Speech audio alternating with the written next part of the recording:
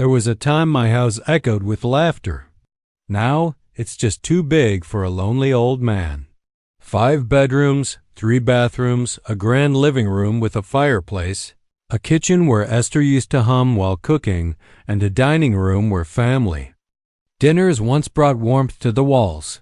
Now, I move through it like a ghost, just the creaking floorboards, the ticking of the antique clock from my father, and me. My name is Griffin Windley. I'm 77 years old, and for the past 3 years, I've lived alone in Bowers, 3 years since Esther passed.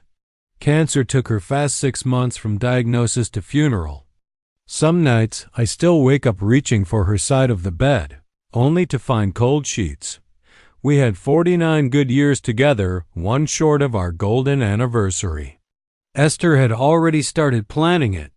"Griff," she'd say, calling me by the name she gave me in college, "we'll rent a little restaurant and invite everyone we love." She even picked out a champagne-colored dress. I still have the folder labeled Golden Wedding tucked away in the drawer. I can't bring myself to throw it out. My mornings begin with a bitter cup of coffee and the old copper Sevi we bought in Turkey on our 25th anniversary. I still read the newspaper, the printed kind. Lenora, my daughter, wants me to get a tablet, but I have a phone, a flip one. It calls, and that's all I need. After coffee, I check on my tomatoes in the backyard. Gardening was something I picked up after retirement. Esther used to laugh at how serious I was about tomatoes, but she loved tossing them in her salads. She said I treated each one like a holy relic. Across the street lives Sylvia Parks. She moved in 5 years ago, also a widow. I think she's just past 60. We started talking after Esther died, first casseroles and pies, then books. She loves mysteries. I prefer historical fiction. We call our exchange cultural enrichment. "Good morning, Griffin," she calls. Over the hedge. "How are the tomatoes today?" "Growing," I answer, smiling. "If they keep up, we'll have a harvest by the weekend." "Don't forget to share. I found a great tomato soup recipe." "I won't. Sylvia is easy to talk to. She never pushes, never pries. Doesn't judge me for my old habits or my silence. I worked for 42 years as a financial analyst. Started when reports were on paper and calculators clicked loudly. I retired as a senior analyst in the age of spreadsheets and stock trading apps. I've seen fortunes rise and fall. But Esther and I lived modestly. We didn't chase luxury, just shared simple joys. We had plans to travel. Venice, Prague, Kyoto, Buenos Aires. We only made it to Venice. That's when the headache started. The phone rings, snapping me out of memory. It's Lenora. She usually calls Sundays, so a Wednesday call makes my heart skip. "Hi, Dad." Her voice is too cheerful. "I'm fine," I say, cautious. "Is everything okay?" "Why wouldn't it be?" she snaps, defensive. "Can't I just call my father?" "Of course," I reply. "It's just ... You usually call on Sundays. I thought maybe you'd like to come for dinner Friday. Lloyd's making steak. You love the way he does it." Lloyd, my son-in-law. Good at grilling, bad at subtlety. Works as an insurance adjuster and always has an opinion about how I should manage my money. "Sure," I say. "What time?" 7. "And Dad, could you pick up that red wine Lloyd likes? He'll text you the name. There's always a request." It's never just dinner, but I agree anyway. "Anything else?" "Nope, see you Friday." She hangs up. Before I can say goodbye. Typical Lenora. She's our only child. Esther had a rough delivery, and the doctors said no more. So we gave everything to Lenora, probably too much. Esther couldn't say no to her, and I didn't want to be the bad guy. Lenora grew up believing the world should revolve around her. She met Lloyd in college. Lenora studied psychology, Lloyd business. Neither finished. She got pregnant with Beckett in her 3rd year, and they married. I offered to help with housing. A nanny so they could stay in school. Lloyd refused. A man should provide for his family, he said. That lasted until Beckett was born. Then the calls started. They now have 2 kids.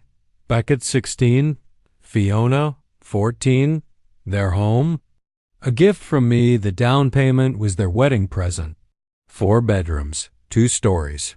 Still, Lloyd complains about what he deserves. The phone rings again. Beckett. Double quotes, "Hi, Grandpa." His voice wobbles between boy and man. "How are you?" "Good. My birthday's coming up, remember?" "Of course, July 17th. I was wondering. Me and my friends want to go to a concert.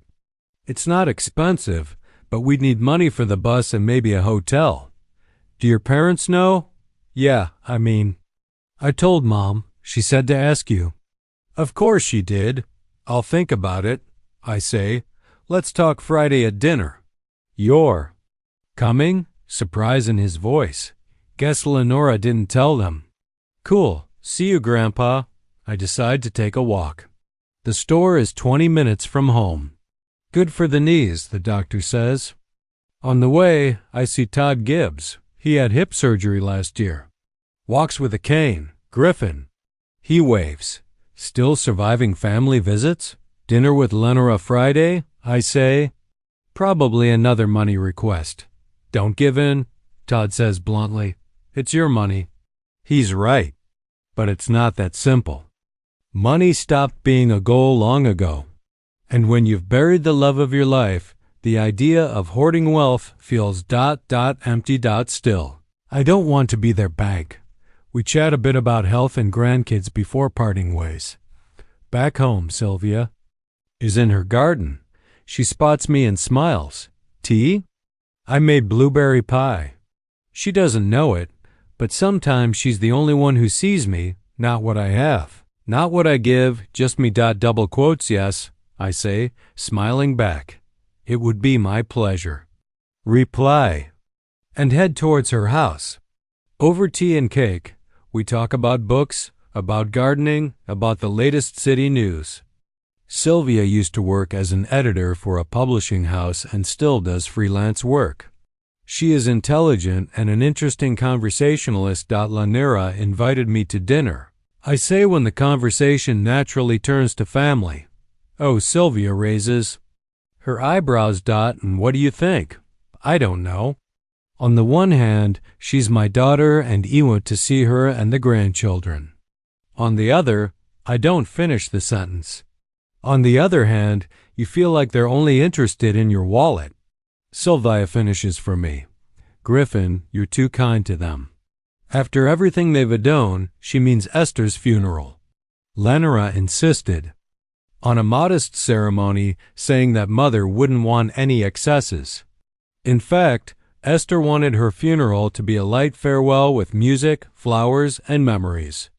We talked about it, but Lenora wouldn't listen to me, and then when it was over, she waste first to bring up the inheritance. They're my family, I say, though I'm not sure that's an excuse. Family is supposed to support each other, Sylvia says softly, not take advantage of them. I know she's right. But to admit, it is to admit that almost 50 years of parenting have gone. To waste that mindly daughter has grown up selfish, caring only for herself, that it's probably my own fault for letting her have it all from a young age. We'll see what happens on Friday, I say, changing subject. This pie is absolutely marvelous, Sylvia. She smiles, accepting me departure from the difficult subject. We spend another hour in pleasant conversation. Then I thank her for her hospitality and head home. I spend the evening leafing through old photo albums. Here is Lenora as a child, a smiling girl with pigtails, so much like Esther. Here's her high school graduation. Here's her wedding. Here we're all together on the ocean. Our last vacation before Esther's illness. Well, look happy. When did things change? When did my daughter start looking at me as a source of money instead of a father? Maybe Friday will be different. I think as I close the album, maybe Lenora just wants to spend time with me with no ulterior motive. I want to believe that even though experience suggests otherwise. I go to bed thinking about the upcoming dinner and what Sylvia said. Perhaps it's time to stop being an ATM and start just being a father and grandfather. If, of course, Lenora would let me do that. Friday night dinner at Lenora's went exactly as I had envisioned. Lloyd cooked steaks, which I'll admit were really good. The red wine I brought was also appreciated. Beckett started talking about going to the concert again, and Lenora looked at me as if the matter had been settled. "How much do you need?" I asked, feeling like a bank clerk instead of a grandfather. $300 should be enough, Beckett answered quickly, as if he was afraid I'd change my mind. I pulled out my wallet and counted out the money. Lenora didn't even seem to mind that it was too much. She just smiled and continued eating. Fiona, my granddaughter, was engrossed in her phone all evening. She only looked up when she saw me pull out my wallet. "Grandpa," she said in a sweet voice, "I need new headphones to study. Mine are broken again. No interference from my prince." I gave her the money, feeling increasingly uncomfortable. After dessert, a store-bought cake that didn't compare to Sylvia's baked goods. Lloyd started talking about profitable real estate investments. He talked about the rising prices of houses in the suburbs and the importance of investing in your family's future. I listened half-heartedly, watching Lenora. She looked at her husband with such admiration as if he were a financial genius, not an insurance appraiser who hadn't been promoted in 15 years. Griffin Lloyd never called me dad or father. Even when talking to Lenora with your background in finance, you should know what I'm talking about. Money should be working, not lying around dead. My money works, I replied. It is invested in stable funds and brings a stable income, but real estate gives a much higher return, Lloyd almost shouted, especially now that the market is booming. I understood what he was getting at. They wanted me to invest in a house, which, of course, would be in their name. After all, I'm too old to do that sort of thing. "I'll think about it," I said, using my standard phrase for such occasions. Lenora threw her husband a warning glance and he changed the subject. The rest of the evening passed in conversation about the grandchildren's school, Lloyd's job, and the new neighbors who had moved into their street. No one asked how I was feeling. No one asked what I did in my spare time. To them, I was just a Persian legs, a cash cow that needed to be milked periodically. This became even more obvious in the following weeks. Lenora called me more often than usual, but the conversation always centered on money. She needed to pay for Fiona's dentist. She wants braces so she can look like everyone else in her class. She needed a new air conditioner for the house. The old one broke and you can't go without it in the summer, or there was some unforeseen Xmas. I did not refuse. Partly out of habit, partly out of fear that if I stopped giving money, I would lose the last link to my family.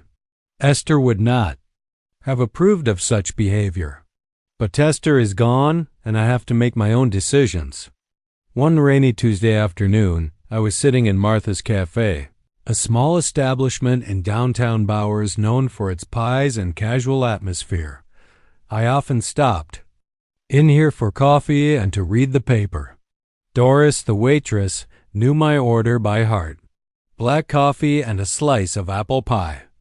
"Griffin," I heard a familiar voice and looked up from the paper. Todd Gibbs was heading toward my table, leaning on his cane. "Would you like some company?" "I'd be glad to," I replied sincerely. Todd ordered coffee and sat down across from me. We exchanged news. Nothing much had happened in the 2 weeks we hadn't seen each other. He told me about his new hobby, wood carving, and showed me pictures of the figurines he'd made. "What about your family?" he finally asked. "Had you heard from Lenora?" I sighed and told him about the latest demands of my daughter and son-in-law, and you gave them money again. It wasn't a question, but a statement. Todd shook his head. Griffin, you're not doing them a favor. You're encouraging their behavior, but they're my family. I objected weakly. Who else am I supposed to be helping? Family isn't just blood, Todd said. It's also about respect and caring for each other. When was the last time Lenora asked about your health? When did your grandchildren visit you for no reason other than money? I got to thinking. Beckett had stopped by my house in April, but only to ask for money for a new bicycle. Fiona hadn't been to my house since Christmas, and even then she'd spent the whole evening on the phone. Lenora dropped by a couple off times, but always with some kind of request. You know, Todd continued, seeing my silence. My kids live far away, but they call every week, not to ask for money, but to see how I'm doing. My son flew in from Seattle when I had hip surgery. That's family. I wasn't so lucky. I admitted. It's not about luck. Todd leaned across the table toward me. It's about boundaries. You let them USA you. You've become an ATM machine for them instead of a father and grandfather. His words hit me harder than I expected. Maybe because deep down I knew he was right. So what do you suggest? I asked. Refuse to help them. I suggest you stop being an ATM and start being a father, Todd replied. Don't just give them money. Offer help in other forms. Spend time with your grandchildren. Show them you're more than a wallet on legs. We talked for another hour or so. Todd shared how he had built a relationship with his daughter after a period of arrangement. Important it was to set boundaries and stick to them. How hard it was to say no, but how it changed their relationship for the better. I left the cafe with heavy thoughts. Todd was right, but I wasn't sure I had the courage to change the established order of things. The next day, Beckett came to my house. No warning, just rang the doorbell after school. Hi, Grandpa. Hesmold, but his eyes gave away his real purpose for the visit. Hello, Beckett. I let him in. Would you like some tea, or there's cola in the fridge? Coke will be fine. He made his way to the kitchen, knowing where everything was, even though he was rarely here. I took a can of Coke out of the fridge and handed it to him. Beckett opened it and took a big gulp. Grandpa, he began without preamble, I need your help. My friends and I want to rent a lake house for the weekend. Nothing fancy, just a vacation before the school year starts. Do your parents know about this? I asked. Of course, he answered too quickly. My mom said that if you pay for it, I can go. It's the same thing again. Lenora is shifting the responsibility to me so that she can remain a good mom herself. How much? Will it cost? I asked, already knowing the answer. About $500, Beckett said. That's for 4 people for 2 days. I thought about what Todd had said about boundaries and being a father, not an ATM machine. Beckett, I said slowly, I won't give you money for nothing, but I can offer you a deal. His face stretched out. What kind of deal? You'll help me with the garden. I've got a lot of work piled up and my back's not right anymore. If you work this weekend, I'll pay for your trip. But I have plans this weekend. Beckett was indignant. Then you'll have to postpone the trip to the lake, I replied calmly. He looked at me in surprise as if I were speaking a foreign language. I'd never made conditions before. Yep, I'll ask my friends if I can rashedu, he said finally, and I'll come back to you. He never came back. Instead, Lenora called, her voice literally shaking with indignation. What is this news? She began without reading. Beckett says you're making him work for money. I offered him a fair deal, I replied. I help him. He helps me. He's your grandson, Lenora exclaimed. You must help him unconditionally. And he should respect his grandfather. I parried and learned that money doesn't fall from the sky. I can't believe it. Her voice turned cold. You're changing, Dad, and not for the better. Maybe I'm just ceasing to be an ATM, I said, using Todd's expression. Lenora was silent for a few seconds. You're going to regret this, she finally said. Beckett just wanted to spend time with his friends, and you ruined it. She hung up without waiting for me to answer. I stood with phone in my hand, feeling a strange mixture of guilt and relief. On the one hand, I had upset my grandson and daughter. On the other, for the first time in a long time, I hadn't let them manipulate me. That evening, I told Sylvia about it as we sat on her veranda watching the sunset. You did the right thing, she said, pouring my tea. They need to realize that relationships are a two-way street. Lenora's furious. I sighed. She said I'd regret it. For what? About not giving a teenager Monato party by the lake without adult supervision. Sylvia shook her head. Griffin, not only do you have the right to set boundaries, you have to do it for your own sake and for theirs. I'm just afraid of losing them, I admitted. They're all I have left. Sylvia looked at me with such sympathy and warmth that I felt a lump in my throat. First of all, if they're only tied to you, Bimini, it's not a real relationship, she said softly. Son, you're not alone. You have friends who value you, not your wallet. She took my hand, and we sat like that, looking out at the fading day. After that Beckett story, the tension with my family had only gotten worse. Lenora called less often, and when she did, the conversation was cold and strained. Beckett stopped dropping by altogether. Fiona texted me asking for money for a new dress for the school dance. But when I offered to go shopping with her instead of money and pick out a dress together, she declined. Lloyd, however, never gave up trying to get at my savings. He stopped. By one evening while I was working in the garden, Griffin, he began, standing by the fence. I wanted to talk to you about that real estate investment idea.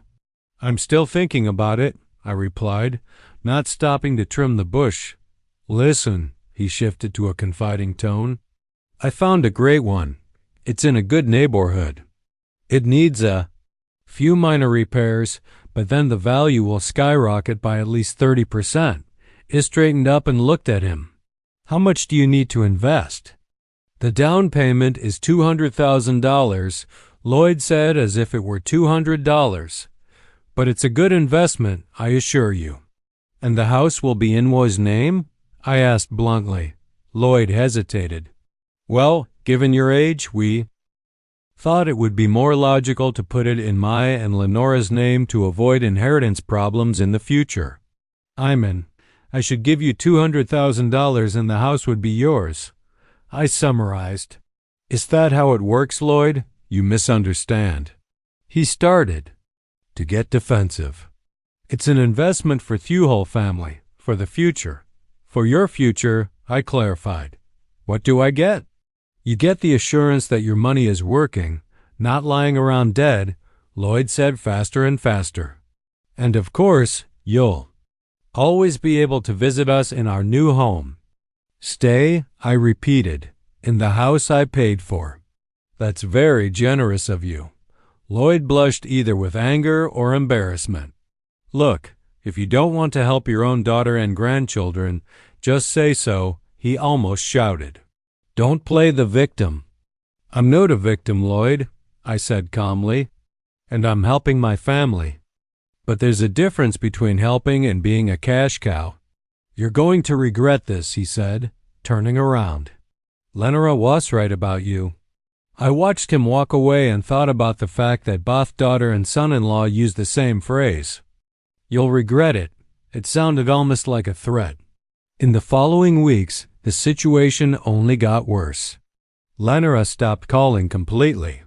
So did the grandchildren. I tried to contact them myself a few times, but the conversation was always short and awkward. I told Todd about it during our regular meeting at the coffee shop. They're trying to break you, he said. It's emotional blackmail.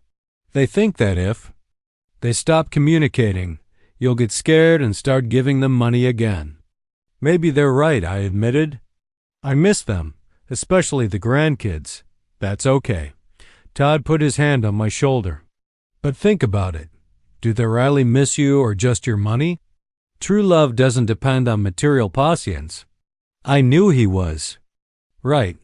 But it's one thing to understand it with your mind and quite another to accept it with your heart. Esther always said I was too soft, that I let Lenora manipulate me. She was the only one who could put our daughter in her place. After she died, Lenora completely stopped holding back. I don't know what to do, I said to Todd. I want to mend the relationship, but I don't want to go back to being an ATM machine. Then offer them something that doesn't involve money. Todd advised your time, your attention, your care. If they accept it, great. If they don't, well, then you'll know exactly what they want from you. I decided to take his advice. I called Lenora and offered to take the grandkids out for the weekend to go to the movies, the park, wherever. She replied that the kids were busy, but I could hear their voices in the background. I tried a few more times, offering different options. The result was always the same, a polite but firm refusal. Finally, I decided to stop unannounced just to see the grandchildren to talk to my daughter face to face. Lenora opened the door and froze when she saw me. Dad, what are you doing here? I wanted to see Al and the kids, I said simply. We hadn't talked in a while. She hesitated, clearly reluctant to let me in, but also hesitant to slam the door. In my face, this isn't a good time, she said finally. We have guests. I could see she was lying. Behind her back, I could see the empty hallway, hearing only the sound of the TV from the living room. Laura, I sighed. I didn't bring my checkbook. I just want to see my family. Is it really that much? She pressed her lips together. It's not. About the money, Dad. It's just that you've changed. You've gotten kind of callous. Kids can sense that. Stale. I couldn't believe my ears. Because I didn't buy Beckett trips with his friends or give Lloyd $200,000 for a house. See. She flapped her arms. You're making this about money. Like that's all welcome to you for. Didn't we? I asked quietly. When was the last time you asked me how I was feeling? When you took an interest in my life, when you came just to sit with me without asking. Lenora was silent, obviously unable to find an answer. I love you. I continued. All of you, but I don't want to be just an ATM. I want to be a father and a grandfather. No one's stopping you. She finally found an answer. But a family should help each other. And you've been doing nothing but turning us down lately. I'm willing to help, I said, but not to be a cash cow. There's a difference. We stood opposite each other, separated not only by a threshold, but also by years of misunderstanding. I saw. In her eyes, not the daughter I'd raised, but a stranger who saw me only as a purse. I think you should leave, she finally said. Call me when you're ready to discuss our real problems. By real issues, of course, she meant money. Not our relationship. Not mutual respect, just money. I left with a heavy heart. The drive home seemed longer than usual. I felt as if I had lost my family for the second time. First Esther, now Lenora and the grandchildren. At home, I sat in my chair and looked at the picture of Usul together for a long time. Still happy, still family. I didn't know what to do next. Give in and become an ATM again or keep my self-respect, but lost me last connection to my family. That evening, Todd called. He wanted to know how my visit with Lenora had gone. I told him everything. Give them time, he advised. They're used to seeing you as a source of money. They need time to realize you're more than that. And if they never realize, I asked, then you'll have to decide what's more important. Their presence in your life on their terms or your self-respect. Todd replied, I know it's a tough choice, but remember, you deserve respect, especially from your own family. I didn't know if he was right.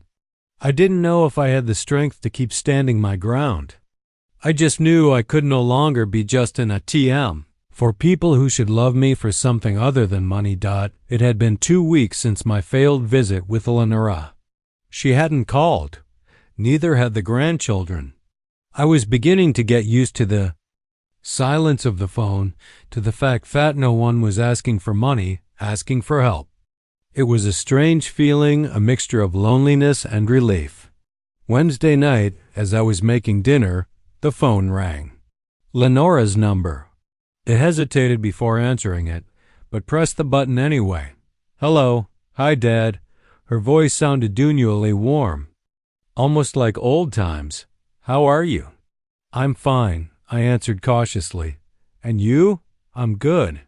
Listen, Lloyd and I wanted to invite you to dinner this Friday night. Nothing fancy, just a family night." I didn't say anything. The last family night, and Dad with me talking about good investments and demanding money for a concert. "Dad," she broke the silence. "Are you coming?" "What's the occasion?" I asked directly. "Do you have to have an excuse to see your father?" She sounded a little annoyed, but she pulled herself together quickly. "We just missed him. The kids too. Kids who haven't called me in a month. Kids who weren't home when I came over." "Okay," I finally agreed. "What time?" 7 o'clock. "And Dad?" She paused. "I'll make your favorite apple pie." That couldn't have happened. Lenora hadn't baked since college. All the desserts in their house were either store-bought or convenience foods. "I'll be waiting," I said, not knowing what else to add. "See you Friday." She said goodbye and hung up. I stood with the phone in my hand, trying to figure out what had happened. Why the sudden warmth? Why? The promise to bake a piece never made? Something didn't add up. I called Todd for advice. "They're up to something," he said right after I told him about the call. This sudden interest, the promise of pie. "I bet they're going to ask for money again. But for what?" I shook my head, though Todd couldn't see it. "Lenora knows I won't give her money for nothing." "So they've come up with something new," Todd suggested. "Be careful, Griffin, and keep your purse closed."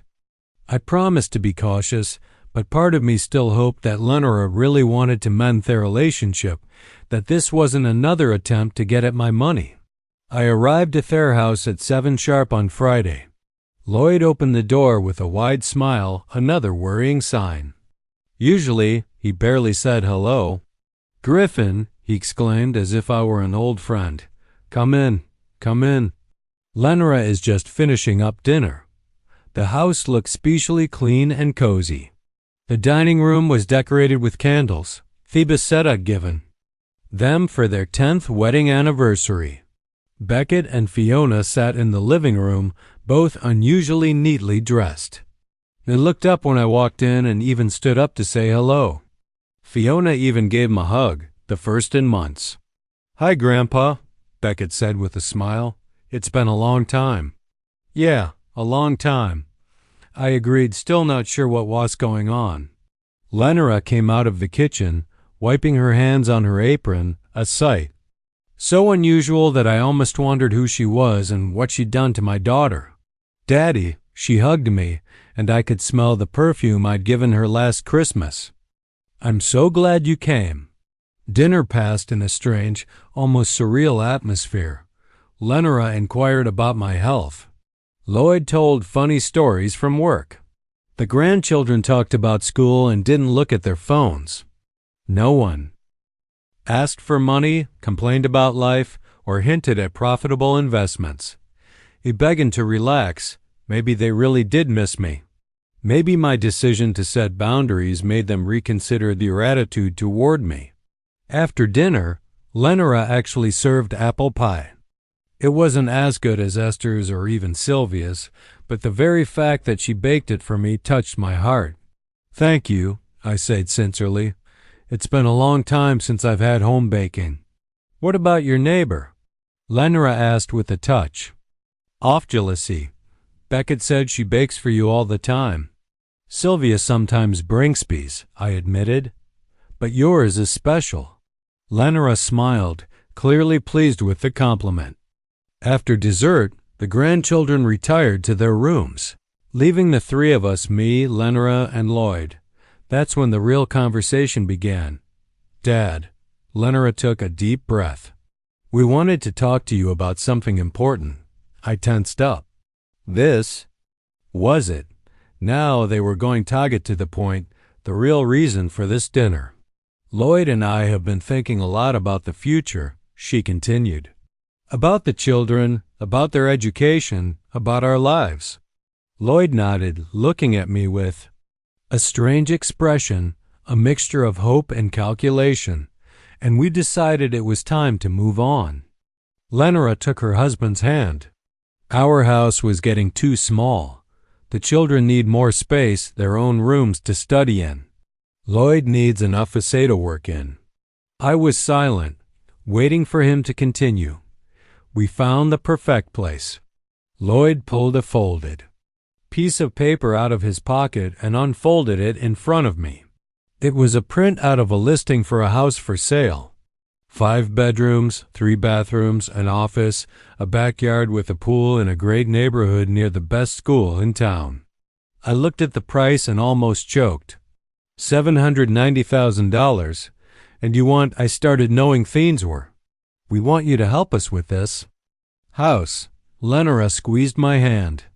You always said you wanted the best for us. This is the best we can give the children and ourselves. I added a family. Lenora objected. What's good for us is good for the children. I looked at the picture of the house. It was really beautiful, big, modern, with spacious rooms and all the amenities. The kind of house that Lenora had always dreamed of. What's wrong with your current house? I asked. It's cramped, Lloyd answered quickly. There's no place for the children to study. I have to work at the kitchen table. You have 4 bedrooms, I reminded him, and a living room and a dining room and a kitchen. But there's no study, Lloyd insisted. And the backyard is too small, and the neighborhood isn't the same anymore. I saw them look at each other. They were rehearsing this conversation, preparing fear. Arguments, strategizing. How much do you want from me? I asked bluntly. A down payment, Lloyd said. $200,000. We'll mortgage the rest. $200,000. Money I'd been saving 4 years. Money that could buy me a secure old age or help my grandchildren with college. And what do I get in return? That question clearly took them by surprise. What do you mean? Lenora frowned. If I give you $200,000, what do I get? A share in the house? A say in family decisions, respect? You'd get our gratitude, Lloyd replied, clearly not understanding what I was getting at. And, of course, you'll always be able to come to us. As a guest? I clarified. You're our family, Lenora exclaimed, not a guest. But the house will be registered to you. I looked into their eyes. Do I understand correctly? They looked at each other again. Considering your age, Lloyd began. Yes, my age, I interrupted him. I'm 77 years old. I could live another 15 or 20 years or die tomorrow, and you want me to give you $200,000 without any guarantees? We are your family, Lenora repeated, raising her voice. What other guarantees do you need? A family fatally visits me when you need money? I shook my head. A family that doesn't ask how I'm feeling?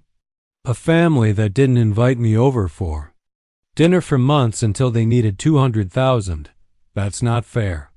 Lenora pounded her fist on the table. We've always taken care of you. When? I asked. When was the last time you came to me for nothing? When you took an interest in my life? When Beckett or Fiona didn't call me to ask for money? You're getting paranoid. Lloyd tried to sound calm, but I could see the muscles in his face tense. It's normal at your age, but you have to trust your family. Trust? I grinned bitterly after everything that's happened. What was what? Lenora Wassamost. Screaming. What did we do that was so terrible? Ask for help. Is that a crime? It's not about asking. I started to raise my voice too. It's about how you treat me. I'm not your father and grandfather. I'm an app machine." "That's not true." Lenora jumped up from her chair. "You've just become a greedy and callous. Mom would never. Don't you dare speak." "For Mom, I stood up to. Esther always saw right through you. She knew when you were manipulating us. How dare you?" Lenora's face contorted with anger. "After all we've done for you." "What have you done?" I looked her in the eye. "What exactly have you done for me?" She opened her mouth, closed it, opened it again, but there was no answer, because there was nones were. "They didn't do anything for me. They just took and took." "You just don't understand," Lloyd interjected. "This house is an investment in the future, in our future together." "Your future," I corrected. "Not mine. I'll only be the guest of honor if you even invite me." "That's my husband," Lenora shouted, pointing at Lloyd. "He's sick of living in a cramped house. You should buy him a fancy new house." I looked at my daughter and didn't recognize her. Where had that sweet girl that Esther and I had raised gone? When did she turn into this greedy, selfish woman? "I don't have to buy anything for anyone," I said quietly, "especially people who only see me as a purse." "You," Lenora gasped with rage. "You pathetic, selfish old man. You think only of yourself and we are your family. Family doesn't act like that." I shook my head. "Family takes care of each other. Family respects each other. We respect you." Lloyd exclaimed. "We named a dog after you." I blinked. "You don't have a dog." "I did." Lloyd blushed. "Last year Sharon away." "I've never heard of a dog." They didn't even bother to come up with a plausible lie. "I'm leaving," I said, heading for the exit. "This conversation is pointless." "No." Lenora grabbed my arm. "You're not leaving." "Until the house is settled." "It's already settled." I released my hand. "I'm not giving you any money." "You'll regret it," Lenora hissed. "I swear you'll regret it." I turned toward the stairs leading to the first floor. Their house was 2 stories high and the dining room was on the second floor. "Dad," Lenora grabbed my hand again, harder than before. "You can't just leave." "I can." I broke free again. "And I'm leaving." I took a step toward the stairs, but Lenora was in front of me. "You've ruined my life," she screamed out, always controlling, always criticizing. "And now when I ask for help, you refuse." "I've been helping you for years," I objected. "But there's a limit to everything. A limit to your greed?" She shoved me in the chest. "Not hard, more like defiantly." "Or your stupidity." I staggered, but I held my ground. "Lenora, calm down." Lloyd came toward us. "He's an old man. You can hurt him." "I don't care." She pushed me again harder. "He deserves it. He betrayed his family." I took a step back, finding myself at the very edge of the stairs. "That's enough," I said firmly. "I'm leaving." "No." Lenora looked at me, eyes full of rage. "You're not leaving until you give us the money." She pushed me with both hands hard withal. The anger she had in her. I lost my balance and felt my feet slip off the top step. Time slowed down. I saw the horror on Lloyd's face, late in realizing what was happening. I saw Lenora, whose face went from angry to terrified. I heard the scream, not realizing if it was mine or someone else's. And then there was the pain, an intense, all-consuming pain as my body hit the steps. One, another. I rolled. Down, unable to stop, feeling something crunching inside Afma. The last thing I remember before I passed out was Fiona's face, looking out of her room at the noise and her scream. "Grandpa!" I woke up in the hospital, white ceiling, instruments beeping, the smell off antiseptic. It was just like the time Esther died, only now I was the patient, Mr. Windley. The nurse's voice brought me out of my daze. "Can you hear me?" "Yes," my voice sounded. What happened?" "You fell down the stairs." She checked the IV. You have 3 broken ribs, a cracked femur, and a concussion. You're lucky you didn't break your neck. Lucky. I could laugh. If it wasn't for the pain in every breath, how did I get here? Your brother-in-law called an ambulance. The nurse said, they brought you in last night. Last night? I tried to get up, but the pain pierced my whole body. I was unconscious all day. They kept you in a medical scientist's sleep. She explained to reduce the swelling in your brain, but you're fine now. The doctor will be here soon to examine you. She left, leaving me alone with my thoughts and my pain. I remembered last night Lenora's scream, her hands pushing me towards the stairs. My own daughter, flesh of my flesh. The doctor came in half an hour later, a young man with tired eyes and a kind face. Mr. Windley, I'm Dr. Noble. Hal looked at my chart. How do you feel? Like a man who has rolled down the stairs, I answered, with a bitter chuckle. Well, that's an accurate description, he smiled weakly. You? Have serious injuries, but nothing life-threatening. You'll have to stay in the hospital for a week or 2, then rehab. Will I be able to live alone? That was the big question. I didn't want to depend on anyone, especially Lenora. In time, yes. The doctor nodded, but you'll need help at first. Do you have someone who could take care of you? I wondered. Lenora was out of the question. Todd could barely walk with a cane. They're Waisenly my neighbor, I said. Sylvia Parks. She might be able to help, but we need to get in touch with her. Of course, the doctor made a note. We'll get you a phone when you're feeling better. In the meantime, get some rest. He left and I was alone again. I remembered Lenora's last words before I fell. You're not leaving until you give us money. What does she feel now? Remorse? Fear? Or just anxiety? That she definitely won't get the money for the house. Now? By late afternoon, I was feeling a little better. The nurse brought the phone and I called Sylvia. She was horrified when she heard what had happened and promised to come the next day. I saw the ambulance outside Lenora's house, she said. But I thought it was something with the kids. Oh, Griffin, how could this have happened? I didn't tell her the truth. I just said I lost my balance and fell. The full truth could wait until I met her in person. The next morning, as I was eating breakfast, if you could call hospital porridge and tea breakfast, the door of the room opened. I expected to see a nurse or a doctor, but it was Lenora. She looked awful pale with circles under her eyes, her hair in a sloppy ponytail. She was wearing the same sweater she wore the day we had dinner. Daddy, her voice shook. How are you? Alive, I answered briefly. She hesitantly approached the bed. I was so worried. We were all worried. Really? I couldn't help my sarcasm. And how did it manifest itself? The fact that you didn't even call to check on me. Wedded? She objected. But they told us you were unconscious, and then they said you were resting. We didn't want to intrude. I looked at her trying to see sincerity, but all I saw was fear. Not for me, for herself. What did you tell the doctors? I asked about how I fell. She averted her eyes. That you lost your balance, stumbled. And they believed it. Why wouldn't they? She fidgeted nervously with the sleeve of her sweater.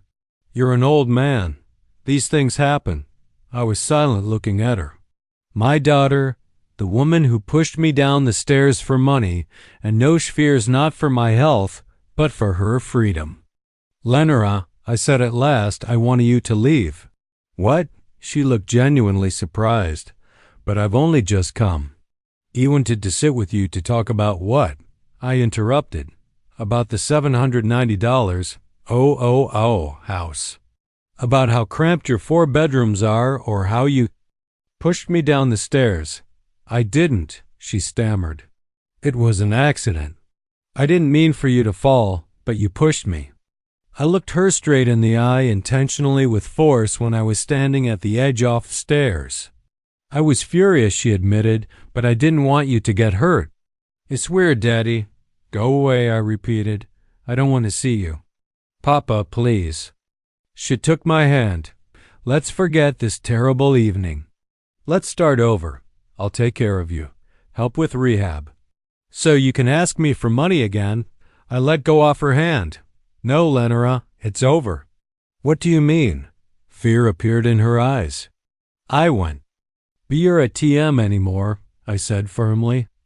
And I don't want to see a man who values money more than his own father. That's not fair. She raised her voice, then came to her senses and spoke quietly again. It was an accident. I love you, Daddy. No, I shook my head, writhing in pain. You love. My money. There's a difference. She looked at me with such despair that for a moment I almost believed her remorse. But then I remembered her face contorted with rage, her hands pushing me toward the abyss, and my heart closed again. Go away, I said for the third time, and don't come back. I won't sue you for what you did, but I don't want to see you again. You can't do this, she whispered. I'm your daughter. The only daughter. The daughter who almost killed her father for money. I closed my eyes, feeling tired. Please go away. I heard her stand up, her footsteps heading for the door. And then the footsteps stopped. You're going to regret this, she said quietly, but with such hatred that it sent shivers down my spine. I swear you'll regret it. The door slammed shut. I opened my eyes and looked out the window at the gray sky. In that moment, I made a decision. A decision I should have made a long time ago. No one would use me anymore. No one will manipulate me. No one will see me only as a source of money. I'm going to change my life, and I'm going to start by changing my will. I spent 12 days in the hospital, 12 long days filled with pain, sleepless nights, and wondering how my own daughter could have brought the situation to this. Lenora never came. Again, but sent flowers with faceless get-well-soon cards. Not a word of apology, not an admission of guilt. It was as if she really believed it was an accident. But Sylvia visited me every day. She brought me home-cooked meals, books, news from neighborhood, sitting with me for hours, helping me with basic things I couldn't do myself because of my broken ribs. Never once asked me what exactly happened at Lenora's house. Waited until I was ready to tell her. Todd also came me as far as his health would allow. He knew right away that the fall wasn't an accident, but he didn't push it either. He just said, "Whatever happens, I'm on your side." The day I was discharged, Sylvia came to pick me up in her old Volvo. A nurse wheeled me in a wheelchair to the exit. Hospital protocol, even though I could already walk with a cane. Dr. Noble gave detailed instructions about rehabilitation, medications, and restrictions. No sudden movements, Hesed, no exertion. Carry the cane with you at all times and be sure to come in for checkups. I nodded, wincing at the pain in my ribs. Even a simple movement like nodding still caused discomfort. When would I be able to live on my own? That was the question that bothered me the most. Not before a month, the doctor's word. And that's assuming a good recovery.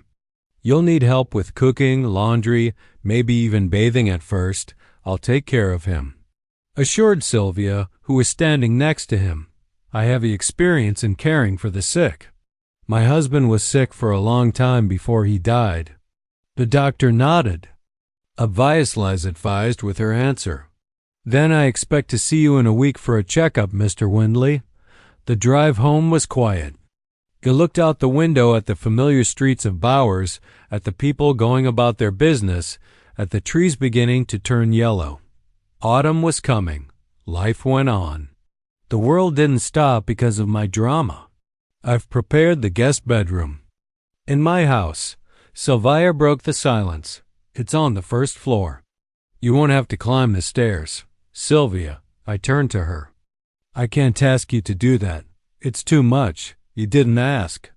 She smiled, not taking her eyes off the road. I suggested it. And besides, your house isn't fit for someone with injuries. There are too many stairs. She was right. My house, like most in our neighborhood, was 2 stories with an awkward layout for someone with limited mobility. I don't want to be a burden, I said quietly. You're not a burden. She put her hand on mine for a second. You're a friend who needs help. I might be in your shoes someday, and I hope you won't leave me either. I couldn't find anything to object. Deep down, I was grateful for her concern, for not having to return to an empty house where every step would be a reminder of the fall. Sylvia had indeed prepared for my arrival. The guest room was clean and cozy with a comfortable bed and a table, on which stood a glass of water, my medication, a book, and a lamp. In the bathroom, she had installed special handrails to make it easier for him to sit down and stand up. You've thought of everything, I said, looking around the room. I wanted you Tobe comfortable. She helped me into a chair. Get some rest and I'll make dinner. I sat in the chair listening to Sylvia fiddling in the kitchen and thought about how strange life was. A stranger shows more care and attention than a native daughter. A neighbor becomes closer than family. After lunch, delicious chicken soup and fresh bread, I decided it was time to take action. Time to change my life just as I had promised myself in the hospital. Sylvia, I said as we drank tea, I need to contact my lawyer. It's important. She looked at me carefully and nodded without asking any questions. Sure. Do you want me to call him and make an appointment? If that's okay, I was grateful for her understanding. His name is Miles Fenton. The number should be in my phone. Sylvia found the number and called. Miles, hearing about my condition, immediately offered to come himself instead of me driving to Sisyphus. We made an appointment for the next day. Miles Fenton had been my lawyer for 20 years. He handled all of Esther and I's legal matters from buying a house to drafting a will. He was about 15 years younger than me, but he was approaching retirement age as well. The next day at 10 o'clock sharp, he showed up on Sylvia's doorstep. She ushered him into the living room where I was already waiting, sitting in a chair. Griffin, Miles, shook my hand, careful not to hurt it. I'm sorry to hear about your accident. It wasn't an accident, I said bluntly. I'd been pushed. Miles froze. Pushed by who? My daughter. I saw his eyes widen.